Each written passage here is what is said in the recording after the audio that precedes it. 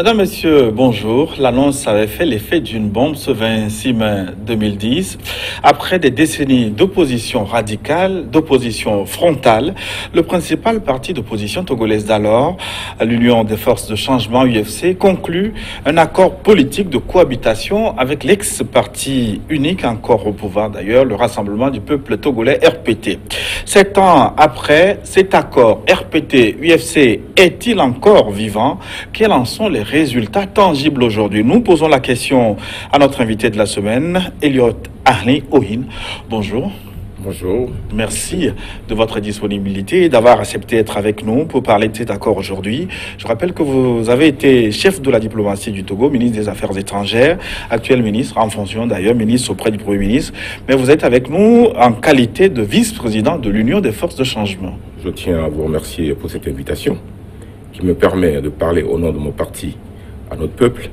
On va y aller sans passer par 4 chemins. Nous parlons justement de cet accord RPT-UFC signé le 26 mai 2010, il y a 7 ans donc. Replongez-nous un peu dans le contexte de la signature de cet accord. C'est vrai que l'UFC a eu des contacts avec le RPT. Nous avons eu plusieurs contacts qui a commencé en 2005 déjà, à Saint-Égidio, à Rome, où il y a eu des contacts avec la délégation de l'UFC composée du président national de l'UFC, M. Christophe Limpio, et tous ses lieutenants d'antan qui étaient avec lui. Donc vous-même. Mais l'accord de 2010, il y a beaucoup de choses, il y a certaines choses que beaucoup de gens ne savent pas. Ce n'est pas du tout un accord qui a été signé en catimini. Je vous rappelle qu'en 2010, il y a eu des élections au Togo, les élections présidentielles. Le vainqueur de l'élection présidentielle de 2010 avait envoyé un courrier à tous les partis politiques de l'opposition pour leur demander la mise en place d'un gouvernement d'union. Nous avons reçu cette lettre, nous l'avons étudiée, on en a discuté entre nous. Le président national a fait venir tous les responsables des fédérations de nos partis, aussi bien à Lomé qu'à l'intérieur, et la décision a été prise. La décision est prise parce que nous avons en face de nous 3 possibilités, je peux dire. Le statu quo, c'est-à-dire qu'on laisse le RPT continuer comme avant, et l'UFC dans son opposition frontale, comme vous dites, ou la lutte armée. La lutte armée, là, évidemment, nous n'avons pas les moyens, on n'a pas les armes, et puis de toute façon... Vous l'aviez essayé, d'ailleurs, on va en reparler. Nous n'avons pas les moyens pour cette lutte armée, et nous savons très bien que dans chaque guerre, les 9/10 des tués sont des civils, et nous autres, nous ne voulons pas vraiment gouverner les morts, et nous avons rejeté catégoriquement cette possibilité, cette deuxième possibilité, qui serait la guerre, la lutte armée. Et la troisième possibilité, la négociation. La négociation. Et l'UFC a opté pour cette négociation. Pourquoi? Parce que nous nous sommes rendus compte que notre pays sombrait de jour en jour et qu'il fallait faire quelque chose. Ce n'est pas parce que nous avons, disons, un intérêt particulier en allant à la négociation, mais c'est parce que M. Limpio s'est rendu compte que dans sa lutte, ce qui est important, ce n'est pas qu'on dise qu'un parti a gagné sur un autre parti, ou qu'un leader a gagné sur un autre leader, mais ce qui est important pour lui, c'est qu'il faut que le Togo gagne. Pour que le Togo gagne, le minimum qu'on puisse avoir, c'est la paix. On sait très bien, aucun pays n'a pu se développer dans la guerre.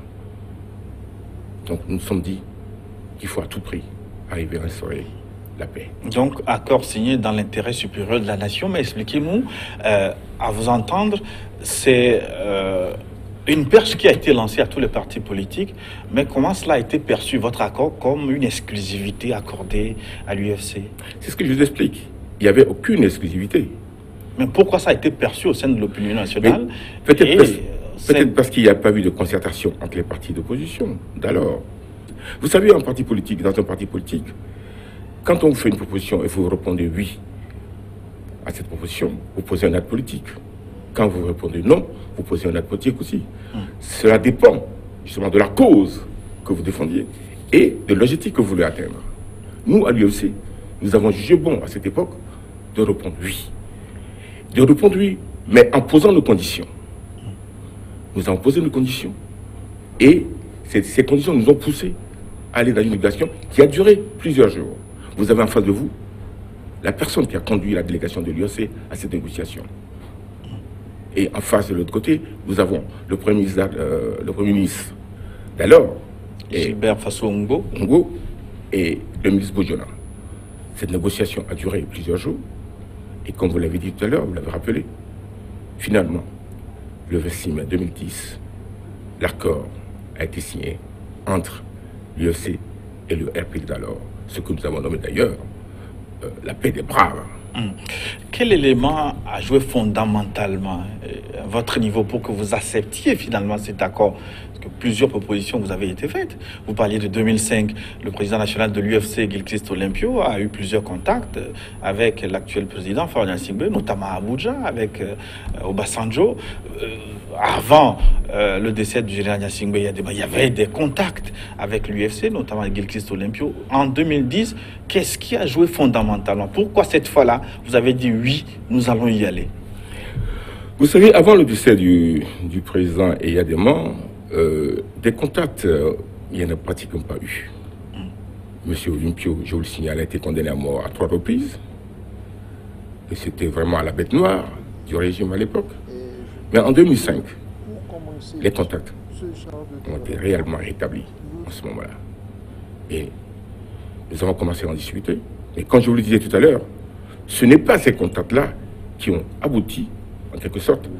Évidemment, il y a eu des préalables, nous en avons discuté, on se connaît. Bon, on a essayé justement d'atténuer un peu les méfiances. Mais, en 2010, c'était une main tendue du vainqueur des élections. Et nous avons répondu à cette main tendue parce que ce qui passait avant tout pour nous, c'est le bien-être de notre peuple. Vous aviez senti cette main tendue sincère cette fois-là? Nous pensions que ça doit être sincère. Parce que nous devons nous débarrasser de cette idée de croire qu'il y a des bons Togolais et des mauvais Togolais. Le chef d'État qui est élu, c'est un Togolais comme tous les autres. Et nous pensions que tous les Togolais veulent du bien des autres Togolais. Et nous avons dit, nous devons répondre pour aller plus loin, pour ne plus tourner dans les mêmes problèmes tout le temps, des représailles, des guerres et tout ça. Non. Nous avons dit, nous allons tenter cette expérience-là. Et c'est ça que nous avons fait. Et vous nous expliquiez tantôt que c'est un choix stratégique entre 3, le statu quo, la lutte armée, les négociations. On peut dire aussi que c'est parce que vous avez tenté les autres possibilités qui n'ont pas marché, le statu quo. Si nous avons fait un choix parmi 3, c'est parce que nous avons analysé que les 2 autres ne marchaient pas. C'est pour ça que nous avons choisi, justement, c'est la négociation. Et bon, nous en sommes contents. Ce qui est très intéressant dans ce choix, c'est qu'aujourd'hui, tout le monde doit constater que le climat sociopolitique s'est apaisé. Et ça, c'est le plus important pour nous. Et ça, c'est lié à ce accord qui a été signé le 26 mai 2010. L'apaisement du climat sociopolitique est très important pour le développement de notre pays. Il faut la paix. Et nous savions pertinemment que le pays ne peut pas se développer dans la guerre ou dans les chamaillements interminables. L'opportunité nous est donnée de se mettre dans le gouvernement, ce qui nous permet justement d'avoir des ministres, d'avoir un œil dedans, comme on dit. Nous avons aujourd'hui, justement, les cadres du UFC qui sont dans l'administration. Nous savons maintenant ce que c'est que le pouvoir. Parce que je peux vous dire, le plus que moi j'ai appris en rentrant dans le gouvernement, c'est qu'il y a un écart entre l'idéal et la réalité. Aujourd'hui, nous connaissons la réalité. Nous avons une expérience que les autres peut-être n'ont pas. Ce qui nous permet de se préparer à l'alternance. Mais racontez-nous, M. Ouine, ça doit être très pathétique, ce moment-là, 2010, où après plusieurs années d'opposition frontale, des gens que vous avez combattus en face, vous êtes obligé de cohabiter avec eux un beau jour. Ça n'a pas été très difficile à gérer? Non, c'est pas difficile en soi, parce qu'en fait, ce qui était le plus important, c'est notre peuple. c'est nos populations. Pour le président national de l'UFC, M. Kekiko Olympio, pour son peuple, tous les efforts, tous les sacrifices sont possibles. C'est vrai qu'il a dû transcender beaucoup de choses pour en arriver à cet accord-là. Parce que nous n'allons pas revenir en arrière. Vous savez ce qui s'est passé le 13 janvier 1963 à Lomé, au Togo. L'assassinat de Sylvanus Olympio, le père de l'indépendance du Togo. Est quand même le fils de son père. Ce monsieur a dû transcender tout cela. Il n'y a pas eu que ça. Il y a eu Soudou également, où il a failli perdre sa vie. Ça montre l'amour que ce monsieur a pour son peuple. Oui, et vous-même, vous faisiez partie de cette épopée de Soudou, oui, où vous avez reçu des balles dans votre corps. À un moment donné, comment se fait-il? Quel sentiment vous pousse à dire oui, asseyons-nous, partageons, travaillons pour le pays? C'est ce que j'essayais de vous expliquer tout à l'heure en vous disant que pour le président national de l'UFC, ce n'est pas un homme qui doit gagner sur un homme. Ce n'est pas un leader qui doit gagner sur un leader. C'est le Togo qui doit gagner. Et notre lutte est focalisée sur le bien-être du peuple togolais. Pour en arriver là, il a fallu dépasser des choses. Il a fallu transcender beaucoup de choses. C'est ce que nous avons fait ensemble. Oui, c'est vrai, il y a eu Soudou. J'ai eu des balles dans mon corps. Parce qu'on nous a attaqué par des balles explosives. J'ai des balles dans mon cuisse. De ma hanche jusqu'au bas-ventre, je suis déchiré. Mais nous avons dépassé tout cela. Monsieur Olympio, n'en parlons plus. Il est criblé de blagues. Il en a une dizaine encore dans sa peau. Alors, un monsieur qui a fait cet effort, qui a transcendé tout ça, qui a accordé tous ces sacrifices-là, pour l'amour de son pays, c'est vrai, c'est mon leader, mais il n'y en a pas beaucoup. Il aime ce pays. Et c'est pour ça, d'ailleurs, qu'il continue à travailler pour le bien-être de ce pays. Est-ce qu'il n'a pas raté l'occasion de faire cette paix des braves plus tôt, avant ce 26 mai 2010? Oh, vous savez, il n'est jamais trop tard pour bien faire. Et comme on dirait, mieux vaut tard que jamais. La paix des braves est signée. La brèche est entrouverte. Nous appelons tous les Togolais de venir avec vous pour qu'on élargisse cette brèche et que, enfin, nous arrivions à l'alternance. C'est l'appel que je lance à tous les Togolais pour qu'ensemble, nous élargissons la brèche que nous avons ouverte en signant cette paix. Vous disiez tantôt que vous étiez le chef de la délégation de l'UFC qui a conduit cet accord. Comment se fait-il que c'est vous, alors qu'à l'époque, les cadres du parti, en tout cas en ce qui concerne le Togo, c'était Jean-Pierre Fabre, c'était Patrick Lawson Mais écoutez, ce que vous ne saviez peut-être pas, peut-être que vous n'étiez pas là à cette époque-là, je suis le premier secrétaire général de l'UFC dans l'ordre chronologique des choses. Vous étiez là à l'origine de la création de l'UFC? Exactement. C'est moi qui suis allé déposer les dossiers pour la création de l'UFC. À l'époque, on était seulement 3 sur la liste. On était 3. Monsieur Olympio, président, Monsieur Boba Kitani et moi-même, secrétaire général à l'époque. Monsieur Olympio, son dossier a été rejeté. Et c'est là où nous avons changé de tactique. On a mis quelqu'un d'autre à la place. Je suis resté secrétaire général de l'UFC. Donc, dans l'ordre chronologique des choses, M. Jean-Pierre Fabre n'a assumé que l'intérim, à une époque où j'ai dû quitter le Togo pour des raisons de sécurité. Il a assumé votre intérim? Mon intérim. Il n'a que c'est un intérimaire. Mais malheureusement, au Togo, l'intérim, des fois, devient définitif. C'est ce qui s'est passé. C'est la réalité des choses. Donc, je suis à la première loge de tout ce qui s'est passé dans ce parti. Quand j'ai dû quitter le pays, pour des raisons de sécurité, j'ai continué à militer et j'étais le représentant de l'UFC en Amérique du Nord. C'est comme ça que j'ai dû aller plusieurs fois au State Department avec M. Olympio pour défendre le cas du Togo, pour vraiment essayer de continuer toujours la lutte et d'aider ce pays à sortir de l'ornière. Est-ce que certains de vos acteurs disent c'est parce que Gilchrist Olympio n'a pas pu être candidat à l'élection présidentielle de 2010 à cause d'un accident survenu aux États-Unis qu'il a conclu cet accord pour, on va dire, créer des soucis à Jean-Pierre Fabre et à Patrick Lawson qui étaient de l'autre côté, qui eux avaient désigné un candidat? Non. Je viens de vous dire tout à l'heure que pour ce monsieur Gilchrist Olympio, le président national de l'UFC, que je connais très bien, Ce qui est important pour lui, c'est que son peuple s'en sorte. Ce n'est pas une question d'homme. Ce n'est pas une question d'homme du tout. Ce qui est important, c'est que le Togo doit réussir. C'est ça qui est important. Et je vous le dis en passant, que malgré le fait que M. Olympio n'a pas pu être candidat, bien qu'il ait été choisi à notre congrès, compte tenu des circonstances de la vie, il n'a pas pu. Qu'est-ce que vous appelez circonstances de la vie? M. Olympio a eu un accident. Ça fait, oui, mais il ne pouvait pas être là. Ça fait plusieurs années de lutte ensemble. Comment se fait-il qu'en ce moment-là, ces lieutenants de toujours ont choisi de s'écarter de lui? Comment vous l'expliquez? Est-ce que vous pouvez expliquer les ambitions des uns et des autres? Est-ce que vous pouvez expliquer la trahison des gens? Ben, écoutez, cette question-là, vous devez leur poser. Ce qui est arrivé dans leur tête. Pourquoi ils ont posé des actes de ce genre-là? M. Olympio a eu un accident. Il n'a pas pu déposer ses dossiers à temps. Jean-Pierre Fabre était le secrétaire général par intérim, a déposé ses dossiers pour être candidat. M. Olympio est arrivé, l'a soutenu. Le grand meeting qui a eu lieu au stade, M. Olympio était là. Il a levé son bras en disant « Voilà le candidat de l'UFC ». Alors, il a fait. Ça n'a rien à voir avec la décision qui a été prise pour l'UFC de rentrer dans le gouvernement.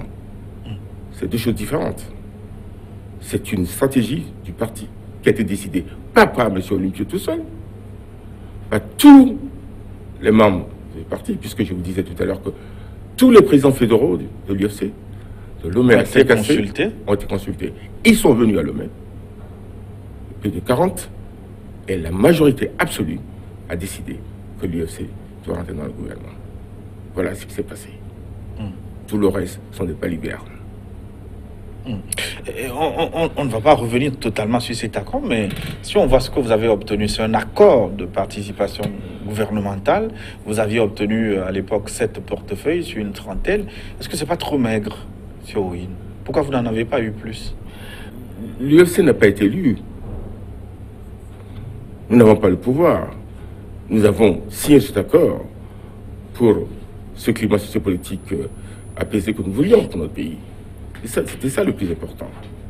Mais vous savez, il faut savoir se contenter de ce qu'on a et essayer d'en avoir plus avec le temps.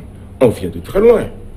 Vous disiez vous-même tout à l'heure que M. Olympio était pourchassé de partout. Et bon, lui, vous-même peut-être nous tous, à une époque, on parlait des éléments incontrôlés, on sortait le matin, on ne savait pas quand on allait rentrer le soir. Maintenant, ce n'est plus le cas. Et nous avons trouvé cette opportunité, justement, de continuer à essayer, justement, d'élever le niveau de notre peuple. Nous allons rater cette occasion? Non. Voilà ce qui a guidé M. Olympio à arriver à ce choix-là. Et ce choix a été partagé par la majeure partie de notre parti. Vous aviez senti que vous étiez accepté, il n'y avait pas une méfiance manifeste, parce que vous veniez de très loin, il faut le dire. Écoutez, quand on est dans un gouvernement, on s'accepte ou on démissionne. On se retire. Si on n'a pas envie d'accepter les autres, on se retire. Ce n'est pas une obligation d'être membre d'un gouvernement. J'ai eu à le dire d'ailleurs à une première mission en disant, pour nous, c'est le Togo qui doit gagner. Il faut que le Togo gagne à tout prix. Et nous travaillons pour cela. Vous savez, dans un gouvernement, le travail, c'est un travail à la chaîne. Moi, en tant que ministre des Affaires étrangères à l'époque, je partais, je ramenais des accords que d'autres ministres mettaient en pratique. Je ramenais peut-être des accords qui sont des fois des accords liés aux moyens des autres ministres. Ça servait, ils travaillaient. Nous devons travailler en étroite collaboration pour le pays. On doit transcender nos divergences. Le plus important, c'est le pays. Donc, il n'y a pas eu de problème particulier que je puisse vous dire dans ce domaine-là. Oui, et certains, ce sont les bruits de couloir, vous êtes là pour nous dire si c'est vrai ou faux. Certains ont dit que vous n'avez eu que 7 portefeuilles ministériels parce que vous manquiez de ressources humaines, parce que beaucoup de cadres de l'UFC n'avaient pas accepté, participé à cet accord signé à cette époque. Non, c'est pas une question de cadre. Ça n'a rien à voir. Et je peux vous dire, puisque j'ai participé à la signature de cet accord, à la négociation pour aboutir à la signature de cet accord, je peux vous dire qu'au départ, on nous a proposé 5 postes ministériels. Écoutez, le parti qui a gagné les élections, c'est le RPT. C'est à eux de voir ce qui est bon pour leur parti. Nous sommes en politique. Ils ont jugé qu'ils pouvaient nous donner 5 portefeuilles ministériels. La négociation nous a poussé à en arriver à 7.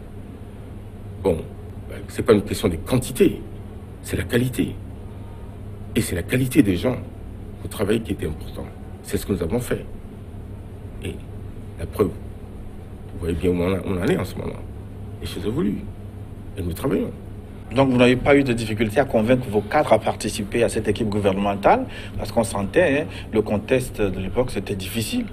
Convaincre vos militants, vos familles, que vous, cette fois-ci, vous voulez participer à un gouvernement du Rassemblement du peuple togolais, ça ne doit pas être facile. Ce choix qui a été fait est un choix qui est difficile à prendre, qui est difficile à faire. Mais j'avais appris que certains d'entre vous étaient menacés de mort par leurs militants.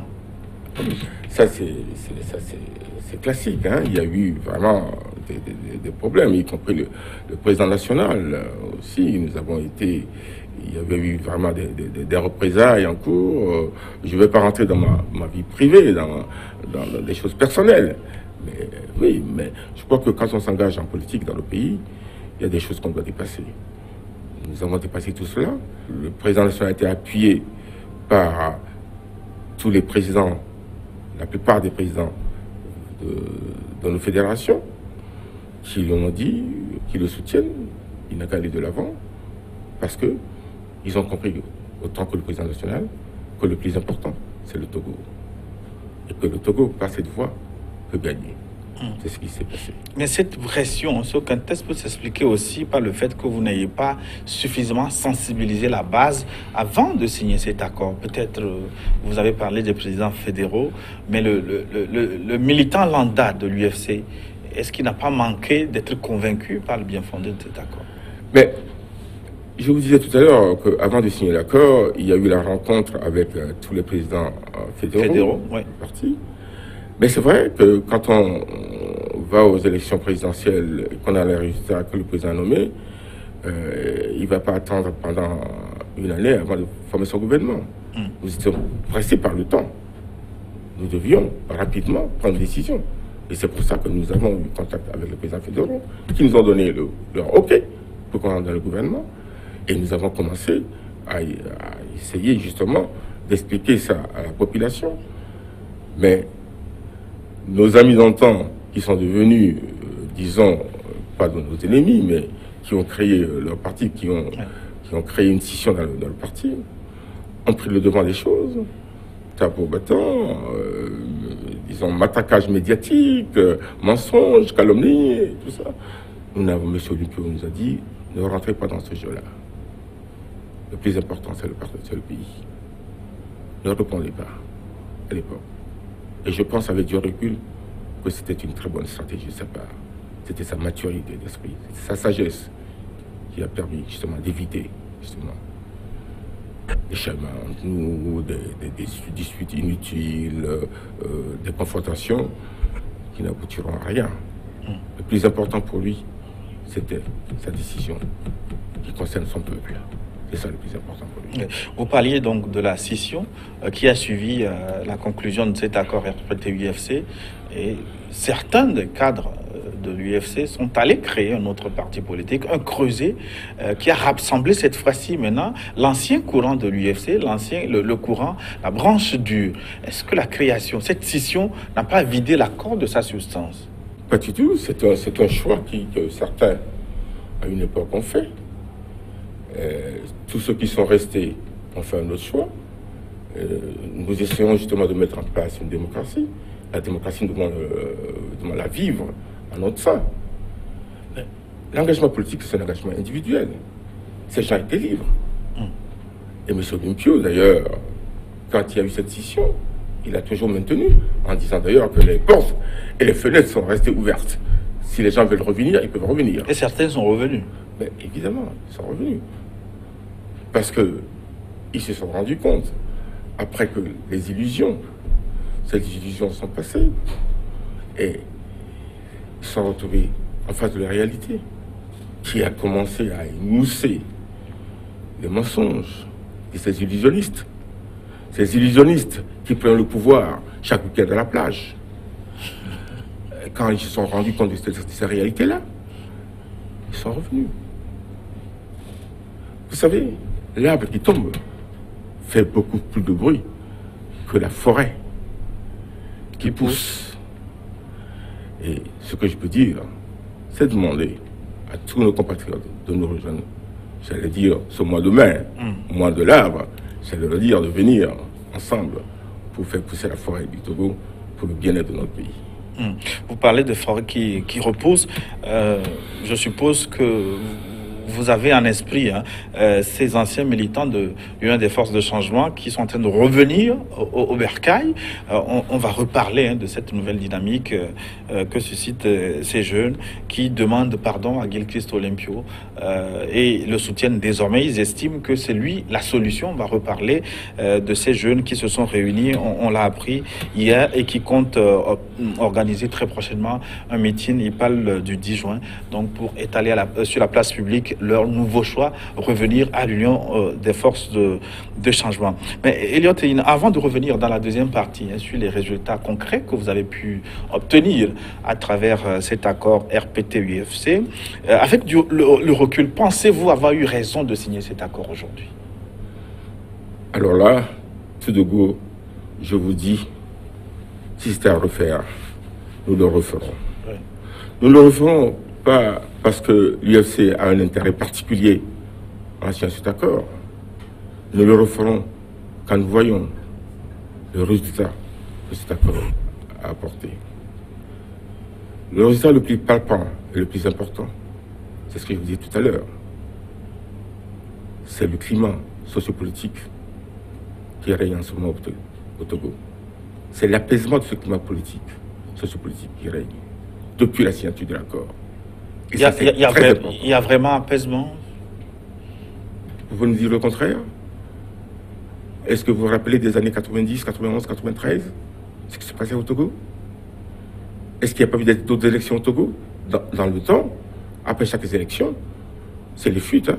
Les gens se retrouvaient au Ghana, au Bénin, partout. Et même avant. Maintenant, les partis d'opposition peuvent aller faire campagne là où ils veulent. On ne peut pas dire le contraire. Nous avons, vous dites qu'on reviendra là-dessus, mais je vous en dirai des choses qui se sont passées. Mais à entendre vos anciens adversaires, vos anciens camarades d'hier, c'est un calme apparent. À les entendre parfois, on dirait que la guerre c'est demain. Mais nous sommes en politique. Vous savez, en politique, il y a certaines personnes qui pensent que le mensonge et la politique doivent être ensemble. Nous ne discussions pas la morale de la politique. Certains pensent qu'ils doivent séparer la morale de la politique.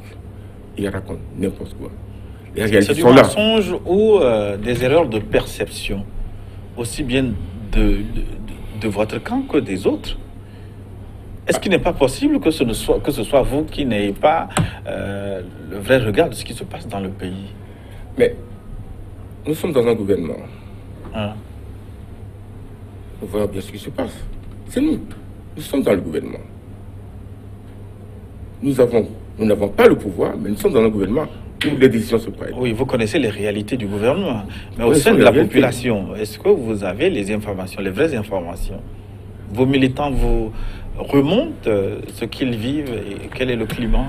Il est clair que nous ne pouvons pas, aucun gouvernement ne peut satisfaire tout un peuple. Il y a toujours des gens qui ne seront pas contents. Mais ce n'est pas ça le plus important. Le plus important, c'est essayer de faire le maximum chaque fois pour que tout le monde soit content. Évidemment, il y a des gens qui pensent qu'il y a certains problèmes. Je ne dis pas que tout est parfait. Loin de là.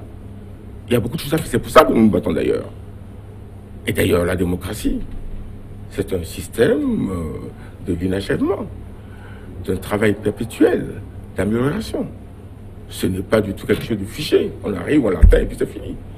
Donc, comme c'est un système justement de l'inachèvement, du développement, et que le travail doit être perpétuel, il faut marchander. C'est un marchandage perpétuel. C'est ce que nous faisons. C'est tout. Oui, Elliott Ohin, il y a une dizaine d'années, c'est quand même un virage à 180 degrés. Vous comprenez que cela donne du vertige à certains de vos anciens camarades? C'est vous qui le dites, hein, qui a un virage à 180 degrés. Je ne sais pas de quoi vous êtes allusion. Mais vous devez comprendre aussi que l'être humain évolue. Peut-être qu'il y a une évolution dans Elliott Ohin de maintenant, qui fait qu'il a compris. Il a compris, il comprend beaucoup mieux encore, puisqu'il est dans le gouvernement qui se rend compte qu'entre l'idéal et la réalité, comme je disais, il y a un écart. Donc tout ça ne fait que mûrir son homme. Voilà. Ça veut dire quoi? Que vous vous étiez trompé ou ce sont les temps qui ont changé dans la lutte, dans les méthodes de lutte que vous aviez choisies? Ça veut dire que je n'avais pas certaines données pour porter un jugement de valeur solide. Et ces données-là, peut-être pas toutes, je les ai. J'en ai beaucoup de ces données-là qui me permettent justement d'être dans la réalité. C'est ça la différence. C'est ça qui est très important d'ailleurs pour gouverner un pays. Donc c'est normal quand on est dans l'opposition, comment on peut avoir ces données? Ça veut dire que l'opposition est condamnée à errer dans les erreurs de perception? Dire les choses d'une façon correcte. Il ne faut pas biaiser. Malheureusement, dans notre pays, nous biaisons toujours. Nous voyons la réalité et nous passons souvent à côté. Est-ce qu'on peut voir la réalité des choses sans être dans le gouvernement, sans être proche de ceux qui gouvernent? Bien sûr. C'est comme ça justement que le peuple juge le gouvernement. C'est que quand la réalité se confond avec ce qu'ils vivent. C'est ça qui permet au gouvernement, au peuple, de voter et de dire oui. Ça correspond à ce qu'ils nous disent. Le baromètre, c'est le peuple.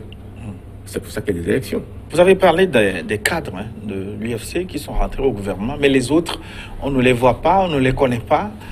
Est-ce que vous n'avez pas été dupé? Les autres qui? Parce qu'on a parlé des ambassadeurs que vous deviez proposer, des directeurs de société, des préfets. En tout cas, dans l'administration, l'UFC devait avoir une représentation honorable.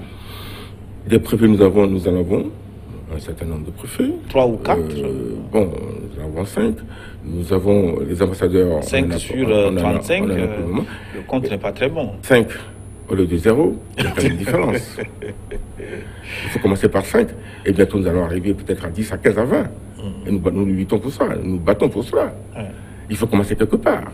Vous voyez, tu sais, la politique de tout ou rien ne donne pas de résultat. La paix que nous avons appelée la paix de Brave, je vous disais tout à l'heure, a ouvert une brèche. Je rappelle justement à notre population de venir avec nous pour qu'ensemble nous élargissons cette brèche que nous avons ouverte. On verra si cet appel va être entendu.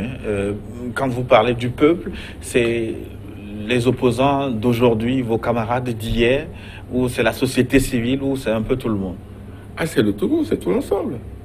Nous lançons notre main tendue à tout le monde. On ne rentre pas dans un gouvernement pour travailler pour une partie de la population. Nous travaillons pour tout le monde. Et notre lutte va pour le bien-être de tous les Togolais, de tout le monde. Ce n'est pas un clan contre un autre. Je vous l'avais dit tout à l'heure. C'est ça, le sens de la lutte de M. Olympio. Je vous disais que pour lui, ce qui est important, c'est que le Togo gagne. Donc on ne peut pas faire gagner le Togo en travaillant uniquement avec un clan. Non. Pour nous, c'est l'ensemble qui est important. C'est pour ça que nous nous luttons. Mais est-ce que vous n'auriez pas gagné plus en essayant de rallier les autres partis de l'opposition à cet accord une fois que cela a été signé? Nous les appelons chaque fois, M. Olympio les rencontre. Je vous dis, en politique, chacun voit midi à sa porte, comme on dit. Notre stratégie n'est peut-être pas acceptée par les autres. Nous n'allons pas les forcer. L'engagement politique est individuel, personnel.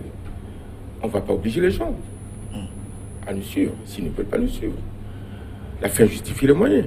Les résultats, quand je viens constater, vous venez de me dire, vous me l'apprenez maintenant, que certains jeunes de l'IEC ont décidé de nous rejoindre.